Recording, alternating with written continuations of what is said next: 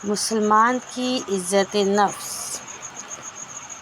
زبان کا نشتر لوہے کے نیزے یا تلوار سے زیادہ گہرا زخم لگاتا ہے، لہٰذا بہترین مسلمان بننے کے لیے اپنی زبان پر کنٹرول اور دوسرے مسلمان کی عزت نفس کا خیال رکھنا ضروری ہے۔